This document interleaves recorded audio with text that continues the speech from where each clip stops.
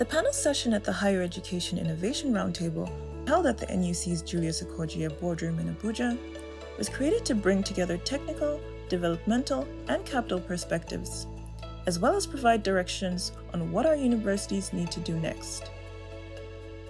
It featured experts from the British Council, WIPO, Lofty Inc., and Birds and Branches Consulting, discussing curriculum alignment, intellectual property, capacity building, and practical pathways from classroom to the marketplace. Have a listen to some of the conversations they shared.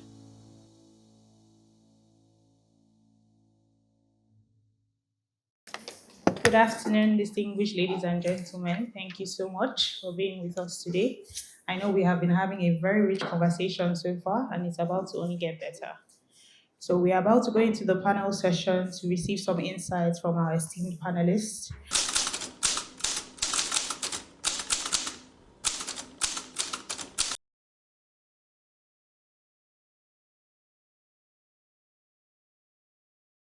So, we'll start with yourself, Mr. Alfem, and then Ms. Famuyiwa, Dr. Kanu, and Ms. Savage. We've seen several times universities, and we've concluded, and we've had focus group discussions, we've had interviews, and the data all around shows that young people consistently report a mismatch between, especially what's taught in school and what is required. And so I said there are two key things: either skills for employability or skills for entrepreneurship. Skills for employability could range from, soft skills, problem solving, critical thinking, innovation, communication, digital marketing, leadership. These are core skills. And then on the entrepreneurship bit, young people, because um, of the unemployment rate that's very high, young people really need to have skills to transition into the labor market. And so we will need clearly for there to be an alignment. So I work for the British Council, and then we see that a whole lot of universities in the UK have an industry advisory board, such that the industry sits and they're able to co-create the curriculum, and it matches itself, so that once people are coming out, they know that there is a clear pipeline. And so, key first thing first, good enough, we now have CC marks. And so, universities have the flexibility. And so, this is a key opportunity for universities to use the CC marks to bring together and teach entrepreneurship. And so entrepreneurship is not just about learning, bid making, but that core issue of problem solving, because we live here in Africa, in Nigeria, where we see problems everywhere. And so how does the university frame up and position itself as that driving force to create change makers? Young people who are going through the university system should be able to have these core skills. And so earlier, we spoke about um, learning, embedding entrepreneurship education, not just the theoretical bits, but practically um, creating innovation spaces, innovation labs. They're very critical. Creating that environment, that culture. So I'm very conscious that we have um, you know innovation labs, and people who lead ADCs here. But what would want to see is for people who pass through, you are able to inculcate, you are able to incubate these key ideas. Young people have beautiful ideas, beautiful ideas, but many times those ideas don't come into fruition. Why? Because the system is not allowing it. And so there are several frameworks and structures which I believe will have the opportunity to talk about it later. But the youth demographic dividend needs to be harnessed. Key thing is universities, higher education institutions need to position themselves, work on the curricula, ensuring that the industry sits, ensuring that people have the right skills, and we are able to also um, ensure that ideas turn into, be it a proof of concept, a minimum viable product, and they're able to access the market and go through it. Thank you. Thank you very much, Mr. Elfem. So just to highlight a few major points you mentioned, so he discussed and highlighted curricular alignment with industry. And in that process as well, ensuring that universities have the potential to support the students to actually acquire the skills. So as we graduate and we give you a degree, it's not just a degree. Hopefully, as we graduate, we've made you an employer of labor. We've ensured that you are able to create jobs in whatever industry you play. So it's very essential that our institutions become the frontiers and the hotspots of innovation in every single location across the country. So over to you, Ms. Famiwa. Hello, everyone. Good morning. Thank you very much, Ms. Etim, and it's nice to be here. I'm representing the director of the WIPO Nigeria office today.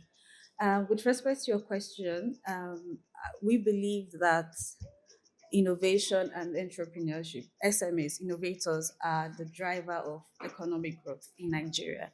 And there's something that is very key to driving and encouraging innovation. There's something that is key to driving and encouraging entrepreneurs and SMEs in Nigeria. And that's what we believe it's intellectual property. So for my point, I would say that for us to encourage the youth population to harness the youth population that we have and also promote innovation, we also need to start discussing the importance of intellectual property as a tool for strategic economic growth and as a tool for business development and business growth. So the question to the youth population, the questions to university representative in the room today is how can we ensure that intellectual property is integrated into university curriculums? For instance, we have for those of us that studied in Nigeria, there's this compulsory courses we did in 100 level, 200 level. We call them GNS, GSE. It has different Gs across universities in Nigeria. But you learn about English, you learn about maybe literature, but there isn't any general course or subject on intellectual property across university. And some of the mistake we have realized that we make is we think intellectual property is just for the lawyers, but indeed, lawyers don't even really use it. Lawyers are just helping the real innovators and sometimes the inventors to apply for this intellectual property. So we think that there should be general course on intellectual property that will cost across departments in the university, law, engineers, biologists, even they use more intellectual property in science divisions and science departments. So we need to have that repeatedly, like we need to constantly talk about how do we and when can we start incorporating intellectual property into university as a compulsory subject, just like other subjects that we've had. And also another important point we would like to make is also the importance of having intellectual property policy within the university. So universities need to have model intellectual property policy. And what that helps to do is when students come into school from the engineering department, biology department, when they are innovating and creating new things, there's a policy that says what they are going to get from this innovation. So when you innovate, this is the sharing ratio. Where we patent your invention, this is what you get from it. They are aware from learning about intellectual property, they're already aware that when I innovate something and I protect it, I can make money from it. I'm generating revenue. In turn, I'm contributing to economic growth in Nigeria. And then with the policy in place, they are also constantly aware that, okay, when I do this, this is what the university is supposed to give back to me because I've used the university resources, I've used whatever they've provided for me to create this invention, but I start to get a percentage from the revenue that will be made from this. So 2 points that we really want to promote is importance of integrating intellectual property as a subject. in university, and also the importance of universities having a model intellectual property policy. And lastly, just to add to, sorry, is also the promotion of what we call at WIPO 6 centers. We have these technology and innovation support centers that we try as much as possible to open in universities and research institutions. And what the center does, it really helps innovators, in this case, maybe the student and the youth, to check the patent database, to check the IP database, to know what inventions are existing, the gaps in those inventions, and how they can build on it. So we encourage more universities who are in here to also request maybe for the establishment of these centers in their institution. Thank you very much. All right, thank you very much, Ms. Famuyiwa. So we'll make sure to highlight that on three major points. So there is the support on the individual level, ensuring that all the students actually have this knowledge. People are actually aware that there is a need for intellectual property protection. Then secondly, on an institutional level, universities have policy frameworks within their institutions that ensure, regardless of the sector you're playing, you're in the medicine sector, you're in health, fashion, science, you are aware of how to protect your ideas, especially as you go through the process of making this commercially viable.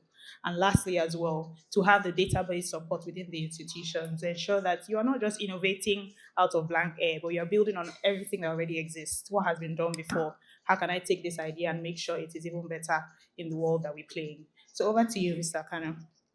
Thank you so much, You're Mr. welcome. Tim. And thanks to the co-panelists, at least they've been able to expound my own personal knowledge. But for me, I will be speaking from a capital provider standpoint, like more like from a VC perspective, right? I see Nigerian youth population and the widespread nature of our higher institution as an untapped innovation network, because if we go with data from the World Bank data, by 2030, close 2050, Africa will form 1/4 percent of the global, like 25% of the global youth population, and Nigeria is a key actor, right? And looking at our higher institution today, I think if we're looking at it from a broad perspective, I would think we have about 695 thereabout. If we want to narrow down to university, as at mid this year, I think our university sits somewhere around 295. I think it's a blessing in disguise, right? So, but the challenge is a lot of our higher institution today, have continued deliberately being traditional minded to be knowledge transmitter rather than being innovation catalyst, right? And I know a lot of people in the room will be pressed with the question how, right? I think we're boxed ourselves to be more curriculum based rather than competence based. Almost seems like we pride our university in the number of first class graduates that comes out rather than how many job providers have we actually bettered, right? We tend to train ourselves, myself inclusive, right, to be an employee-minded person, which is why a lot of times we keep screaming unemployment. But are we even providing people that are employable? I think is the first question, right? And also, how are we moving or advancing from curriculum-based to competent-based? How are we integrating entrepreneurship into our curriculum, moving it slightly forward, right? How are we ensuring that we're having a mind shift for our youth from being employment dependent to provider of employment, right? Those are key questions we should start asking ourselves, right? Are we integrating design thinking into our curriculum? Are we now moving it a step further, using our higher institution as an ecosystem bridge?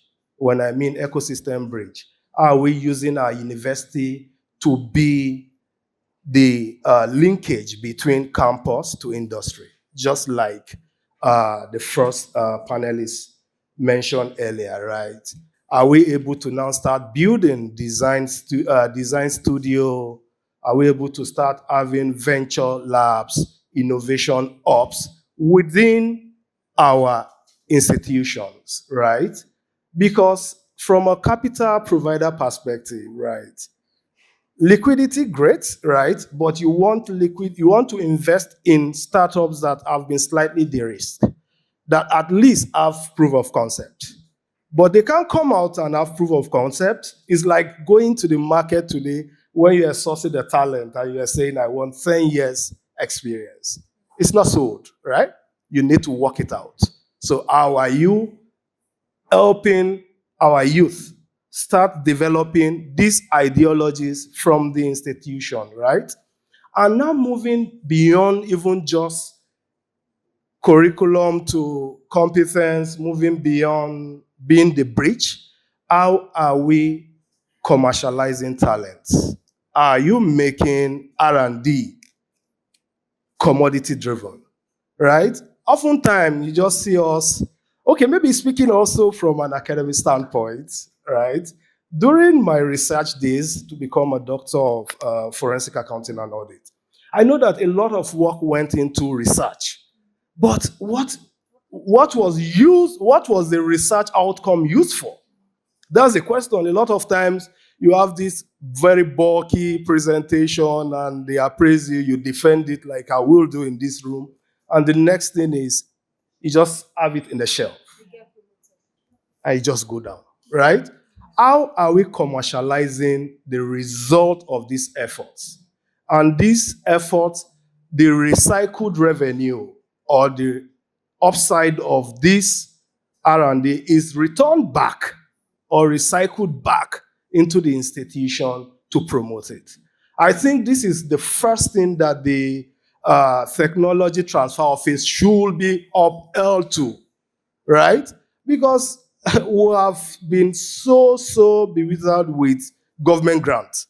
Everybody wants government. Government cannot solve all our problems, to be very frank.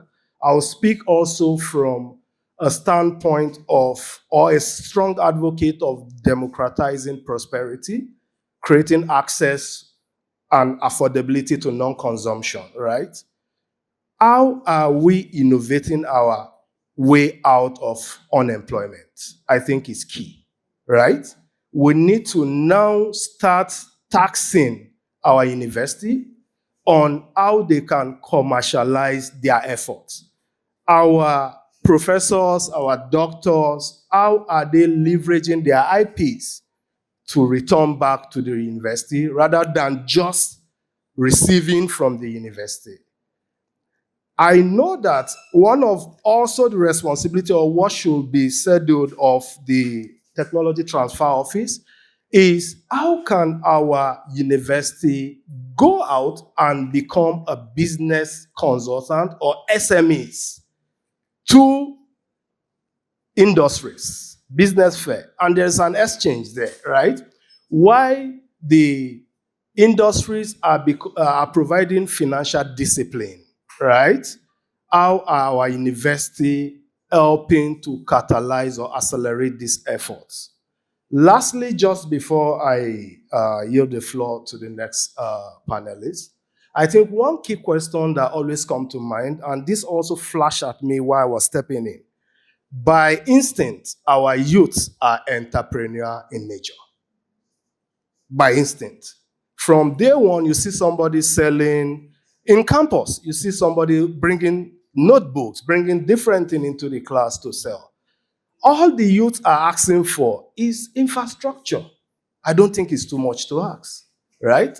So I think there needs to be a balance of the youth instinct, which is entrepreneur in nature, and our higher institution creating the enabling environment, the infrastructure that is needed to thrive.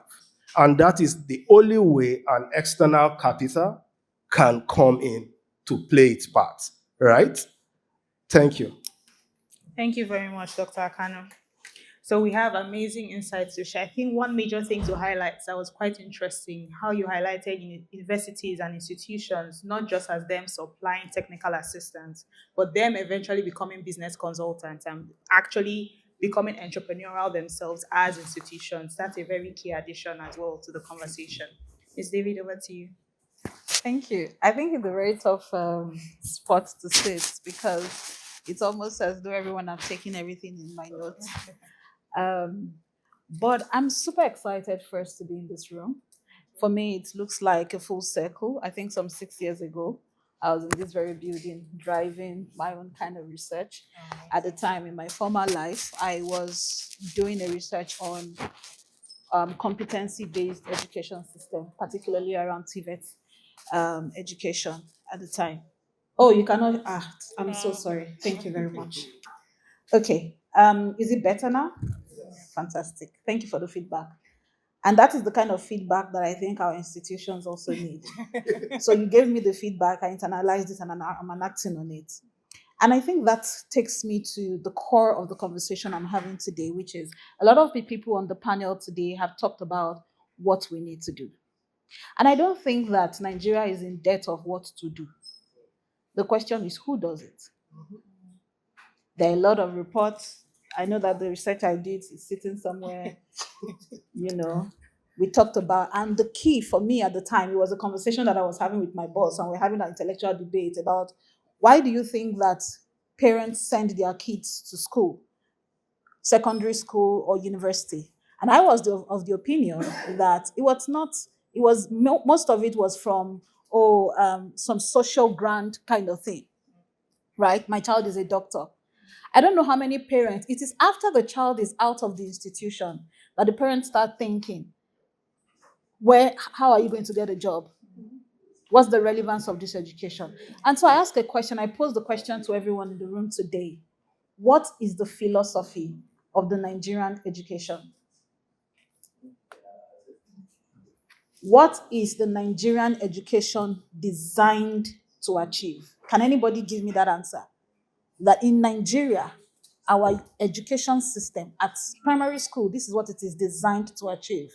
At secondary school, this is what it is designed to achieve. At university, this is what it is designed to achieve.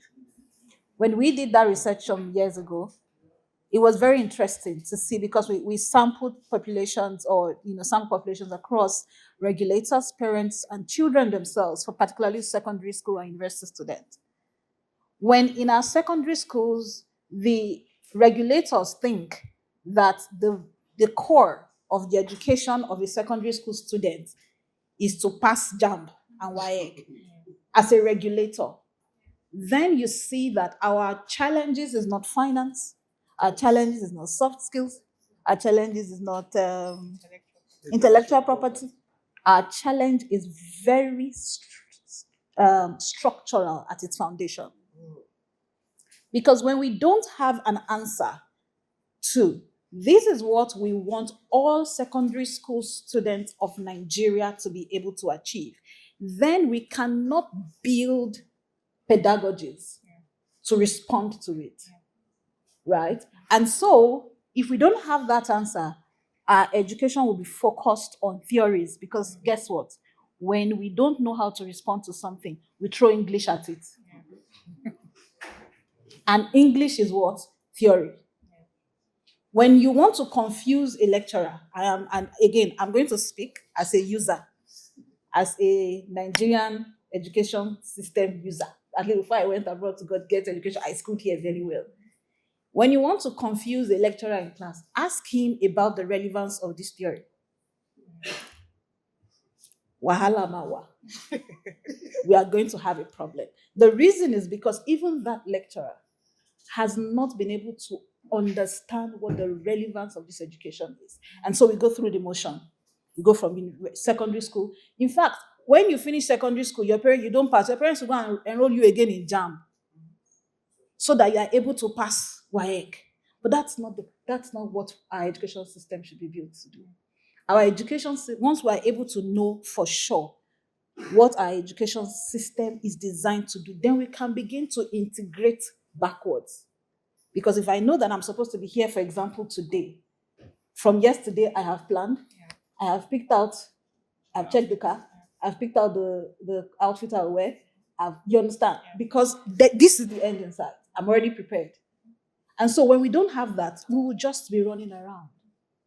And I'm thankful that there are a lot of people in the room today, but I think that we're jumping the gun. We should start from the beginning. At least in this room, we should be able to answer this question. What is the philosophy of our education at every level? Right? Now, if we are able to respond to that question, I think particularly focusing on our tertiary institution now, if we're going to 10x the innovation, you're right, Mr. Kano, the average Nigerian youth is not in depth of entrepreneurship skills. I know that everybody in this room, let me not say everybody, at least 8 out of 10 people in this room have one side hustle or the other. True of us. Side hustle, moonlighting, it depends on what we want to call it, right? That is bringing extra income. And sometimes for some of us, that started from university. When I was in the university, I was doing business. I entered NYC, I was doing business. So it is not the death of entrepreneurship skills or innovation skills. It is the death of the structure. Because when we know what we want our young people to be able to achieve, for example, if we say that as secondary school graduates in Nigeria, all our secondary school graduates in Nigeria should be able to start an SME business or should be able to build, let's even bring it down to our need in Nigeria. We need technology, right? If we say all our secondary school students should be able to code, then our systems and our classrooms are built for the purpose of that, right? If we say, for example, I published a paper on how we marry education, regional education systems with innovation, renewable energy technology. And my argument in that paper was, how do we ensure that our regional TVET institutions or higher education institutions are hubs for renewable energy technology that are driven by the resources in those regions? We have 6 regions in Nigeria. Across these 6 regions, we have different renewable energy resources. We have wind, we have sun, for example, around the north. Any technology that we build in Nigeria from our institutions, particularly our TVET institution or technology institution, should be built around renewable energy. There is no reason why we should ever import panels into this country. Right? We have the sun. We have people who can fund we are going to fund it, because it's not just to sit down here and be telling us that, oh, you need to put your mouth where your money is, right? And then they're there to fund it. So you see that our education is built for purpose. When we have this in our entrepreneurship department, then there is funding coming in. To your point around how institutions have advisory boards, right? When they have these advisory boards coming, they're able to see, and our institutions are able to produce funds, not all the time going on strike, as to here, as to there. We have so much talent and wisdom and innovative ideas to be able to achieve it. When our schools, just to wrap up, when our schools are not designed for purpose, they would not be able to produce anything. And that is where we are today. Thank you. Thank you very much, Ms. David.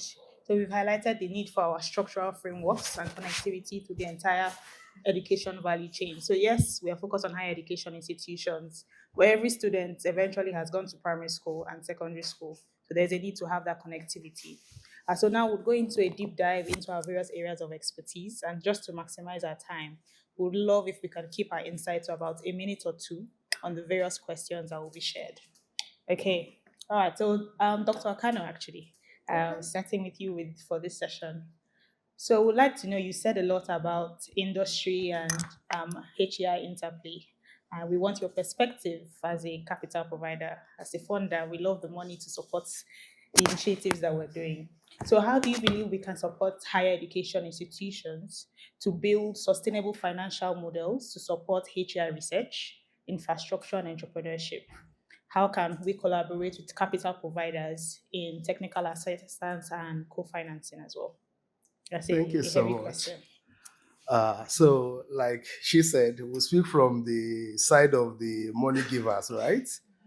So, To be very frank, right, and I believe a lot of people in the room will agree with me, that where there is commercial potential, money follows, capital follows, right? So I think maybe twisting the question slightly is, how can we make our higher education institutions investable, right? Because that's the question.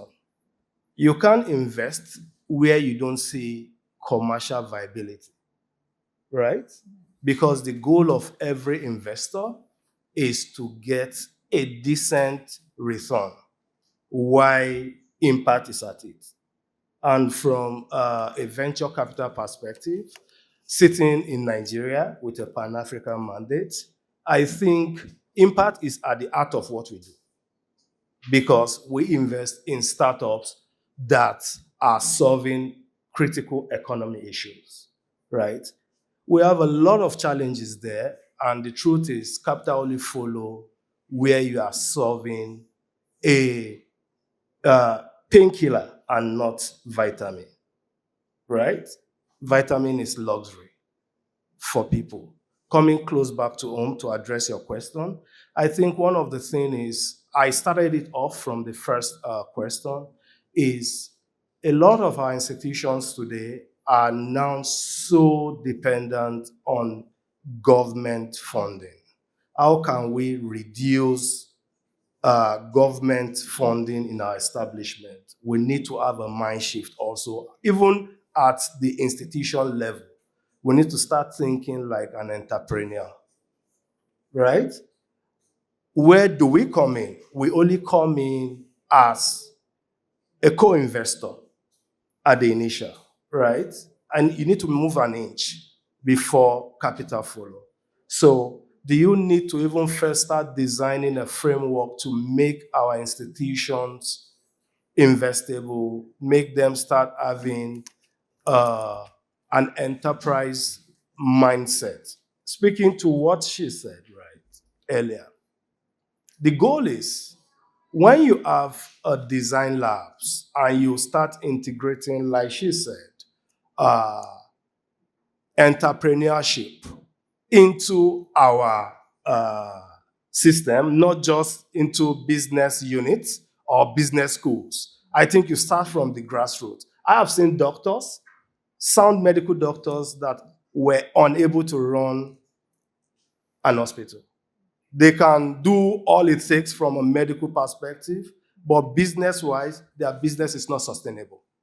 It's not even, a lot of times you see patients moving into hospital, coming out, but go behind the scene and help them. By virtue of what I do as a management consultant, I provide advisories to most of these people. When you go back to their books, they are making loss without knowing. Because all through their stay in the university, they're so conscious on how can I operate, how can I diagnose, but not learning business. So business should be at the heart of what we do fundamentally, right? Because for everybody that's passed through the university or polytechnic or whatever tertiary institution we've gone to, the end goal is, how do you, is a means to an end, right? And it's 1 + 1, right? So you can't expect a founder to come and fund what has no unit economics, right? And by unit economics, you're not seeing viability in it. You don't expect people to come in. So I will try and keep it concise. Like you said, sorry, I'm already dragging. A lot of partnership needs to come into play between the institution and the capital provider.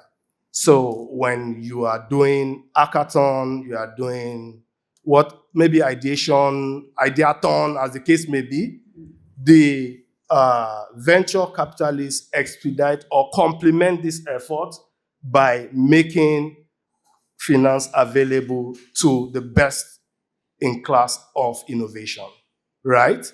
So the first step to venture having capital flowing is first create the platform. When there's a platform, expect funds to come in. Like I said, where there's commercial viability or commercial potential, capital follows, right? So we should hold ourselves accountable to even first creating the platform, the framework, and infrastructure that is required to invite or attract external funding. Thank you. All right. Thank you very much, Dr. Kanu. Over to you, Ms. David. Okay. All right. Thank you so much. So within 1 to 2 minutes as well, please. So would like to know, what do you believe are the best workable models to foster university and industry linkages? How can we make sure these models are sustainable as well? So I think that one is prototype, building a prototype. So, and we can start now. I like action, right? So we have a multinational here, the person of Mr. Ofem. We have a funder here. We have intellectual property person here. If we do have somebody who represents the center, CED, what we call CED University Center for Entrepreneurship Development, then that person should meet these three people, including me, if you like. If you don't, if you think that I've asked too many questions today, and build a prototype from your university. We start now. There's so many talk shops, right? Let's start now. If we have somebody who runs a CED in their university, start now from this panel. Build a prototype from those universities. Have people do presentations or whatever businesses and build that prototype and come back to NUC and submit it as something that should now be scaled across other institutions. It's something we can start now. It shouldn't be so technical. We shouldn't throw English at these things. We have 100 million young people who are under 25 in this country. 100 million, young and vibrant, right? We can start now. And so for me, my simple prototype, let's put theory around so it doesn't look like I'm not talking theoretically. It's a dual system. Like you said, Mr. Kano, there is no reason why a university, a medical doctor cannot run a hospital. The reason why they cannot is because the emphasis, coming back to my original question, around the why behind our education. Because that doctor thinks or knows that I only need to be able to perform surgery, shikena. How to run a hospital as a manager, as an owner manager, that thing is not there. All right? So if we run a dual system, I believe that every single young person in this country must have two streams of, two skills. One is within the academic system, in theories and in skill. No matter, if you like, I'll shock everybody in this room. I learned a skill. You will not guess it. I learned how to barb. Because you must have one skill that you have outside of the university education system. It might not correlate with what I'm doing today, right? But at least I have a skill. And if push comes to shove today, I can tell you how to run a salon. Am I making any sense? If we have to run a dual system, we cannot just do TVET. If your head does not carry book, go and learn work, right? If you are very smart, go to school. We have to marry these two skills. That is what they do. If we want to 10x our education, our innovation system, we have to replicate what they are doing in China. In China, research institutions are within university and innovation. So the innovation lab, which are the CEDs that we have, in this place, they have researchers, PhD students, who will be doing research on how to use what are the best clippers to use to cut hair in a way that you will not have bumps. And that is why if you see their research index, it's very high because they are researching everything and anything. So that is what we need to do, I think, that we need to have a dual system, like I said. We need to have a dual system, and it has to start with us on this table.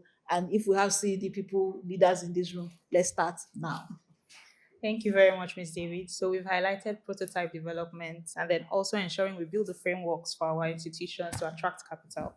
So over to you, Mr. Alfem. So within 1 to 2 minutes, can you let us know the best framework you think would be best for institutions to deliver entrepreneurial outcomes that would actually lead to real-world solutions by our students? Okay, so if you mention best framework, um, context and each university's context matters a whole lot in terms of frameworks. I'm going to give an overview of frameworks I've seen, and I would also to talk about the framework that the British Council is also co-creating um, with the NUC and stakeholders. One around framework on entrepreneurship development, and second one is around a practical toolkit and guide for entrepreneurship development, um, especially for EDCs. So first of all, um, in Ghana, the British Council has tried a mini project, um, which is doing quite well. We have a project around creating entrepreneurial universities. And so what we did was we um, developed a maturity framework for entrepreneurship in Ghana. We saw those key universities that are advanced, moderate, those emerging, and those that are pure academic. And then we categorized them. The ones who were doing very well, like the University of Ghana Business School, we created a network of entrepreneurial universities such that it would act like a community of practice. There'll be mentorship so that those universities that are also doing well, you know, are able to mentor, share knowledge, share ideas, and support. And so this led us to create what we call the Think Network of entrepreneurship of entrepreneurship universities in Ghana. And so that coming together, sharing, co-creating, led to over 120 spin-offs startups from the university there. On the policy side, yes, we do have TED Fund that's doing very well. The ES talked about 3 billion, sorry, 3 billion naira for research commercialization. There they have Get Fund, and then there is a 2.5 levy as part of that goes into funding, you know, education as well. And they also have a Ghana Research and Innovation Fund with a purse of about $50 billion. And so if you convert it, the population of Ghana and the population of Nigeria, you find out that we would need to do much. And so that alone is supporting, you know, universities. The same thing also, we did the same project to also in Kenya as well, using the maturity framework. We're able to see universities co-create, and the overall outcome, of these networks, because we saw mentorship came in, sharing of knowledge came in, the benefits were multiplied. And so for us here, um, in Nigeria, So sorry to we cut you off, we are Mr. Alta. co-creating. We'd love if you can wrap up in like 30 Yes, seconds, please. yes. Thank First, you. first of all, yeah, and so first thing first, each university should first of all put together its own strategy. What strategy do you have? What do you want to get out of the whole process? After that, it brings us to environment, the second pillar, which is from strategy, know what you want to do. Second thing is your environment. And this is where innovation spaces, innovation labs come in. And then from environment, you move into partnerships. What kind of partnerships should I have and develop to support student-led businesses? Who should I partner with? What are the government agencies? And from there to pedagogy, what kind of teaching practices, what kind of teaching um, approaches should we use? And then from there, after you have developed a strategy, the environment is there, the partnership is there, you need to now begin to think about, um, you know, a previous speaker here spoke about human-centered designs, innovation labs that will help to ensure that you are really solving key issues.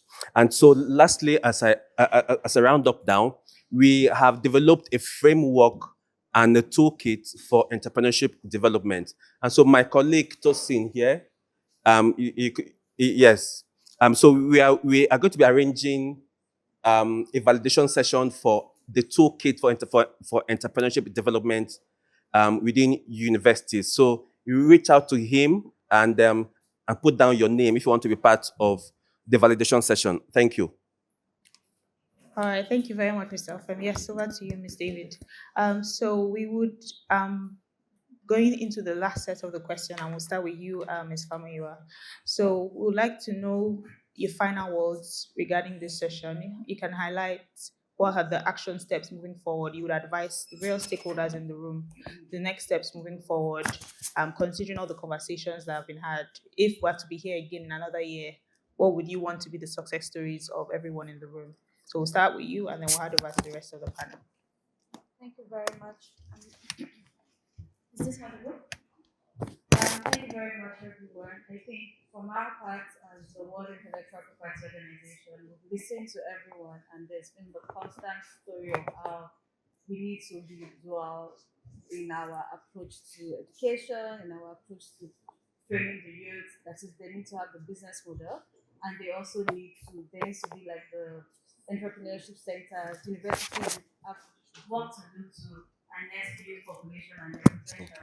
But for us, again, what if there's any last word that I would like for us to take away from here? Switch you want it.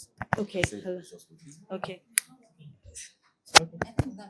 Are you done? Thank you. If there are any last word from us, it will be again to reiterate that it is very important for IP education to increase, because there's also a question on how can the university implement the national intellectual property policy and strategy that has just been implemented. And that goes back to IP awareness and IP education, because it's not enough to have the business, it's not enough to have the business models, but how do you generate revenue from the business? And one of the easy low hanging fruits you can do with that is your intellectual property. So if there are any university lecturers or decision makers here, our point is we should go back, and in the next 12 months, when we come back here next year, we should have a curriculum, we should have intellectual property across all universities being taught. And lastly, also the importance of IP commercialization.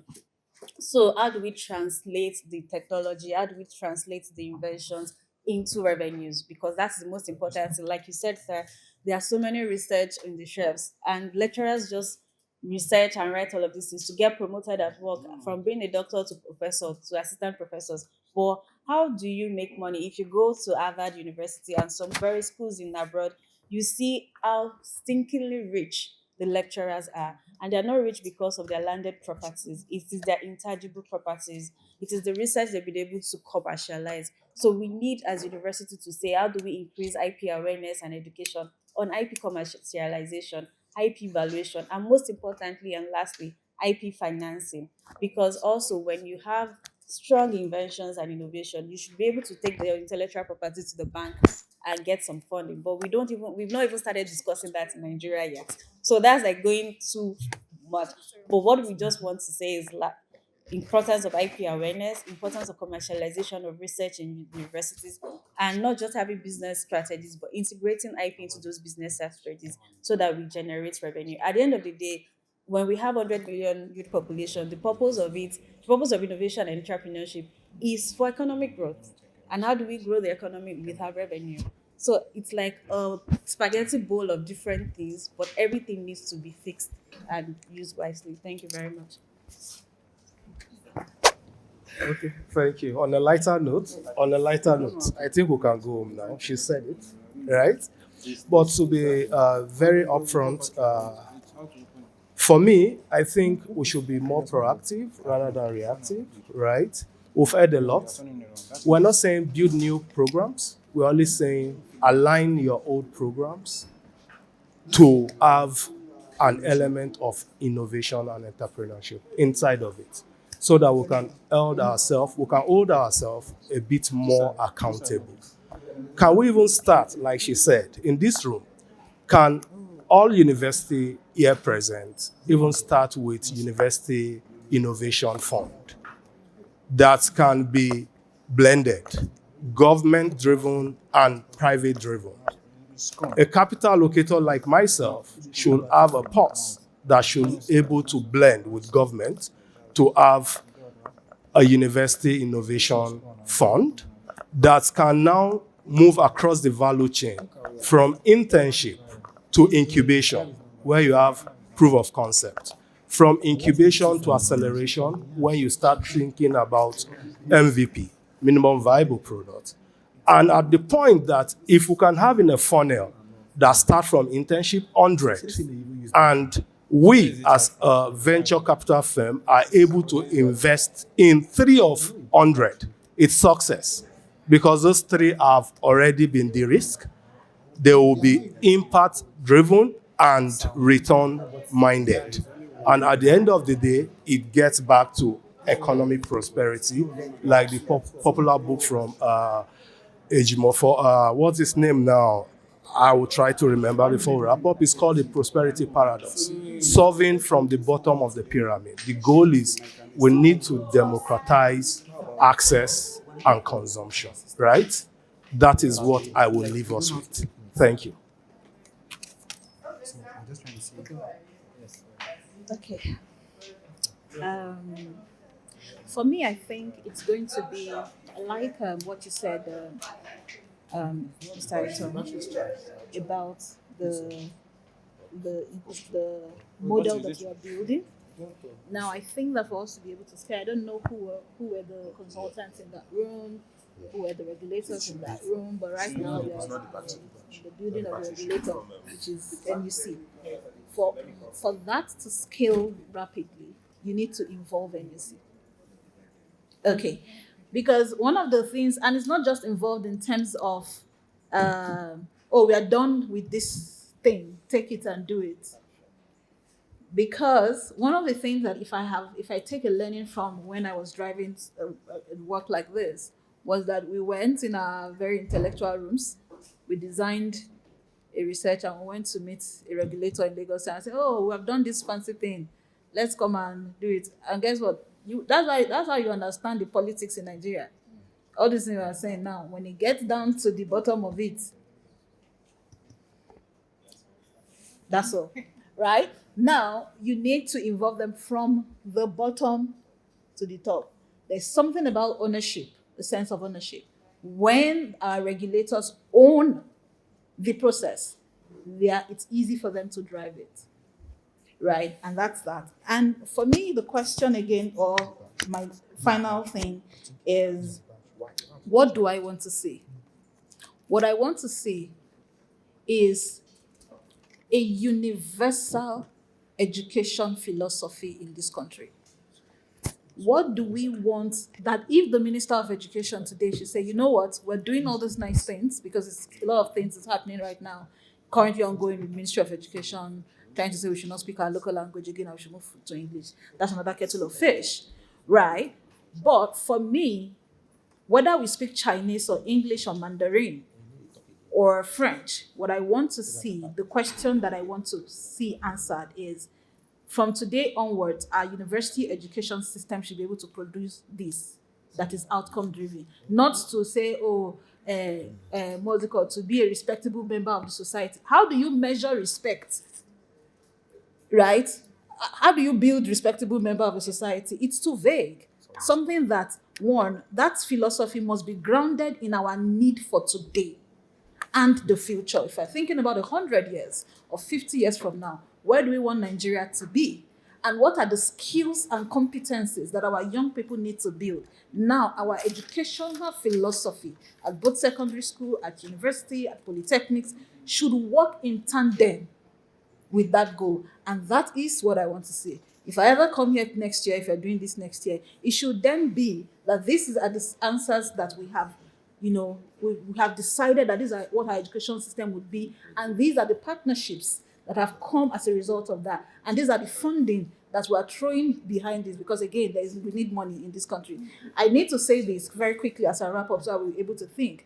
You know that actually it takes less than ₦1 million to educate for university, money budgeted for university education in this country is less than $1 million for 4 years. And that is in comparison with private school, and I'm talking about public schools now, for 4 years, right? And that is out of minus, of course, feeding and allowance, but they don't feed us in the school. But right, and minus the private university. So when you think about how much we are putting into our education system, and then somebody says the Nigerian youth are unemployable, they try, right? We are trying. So that's the question I want to say, and that's the future I want to say. Thank you very much. Thank you so much, Ms. David. Thank you, Dr. Akano. Thank you, Ms. Famua. Thank you very much, Ms. Selfem. We have had a very rich and insightful conversation this afternoon, and there is so much that we can take from here. I think the major thing to sign up of is we need action. And right after this, we're having a breakout session, which is a timely follow-up to this, where we'll get to have action discussions on everything that has been discussed. So how do we take these into learnings, into our institutions, and making sure that these are next steps that we see the fruit of by this time next year and in the years to come. So thank you so much for sharing of your expertise, sharing of your great work that you've done in your various fields over the years, and we look forward to the impact the insights you have shared would have on the Nigerian higher education ecosystem. Thank you so much.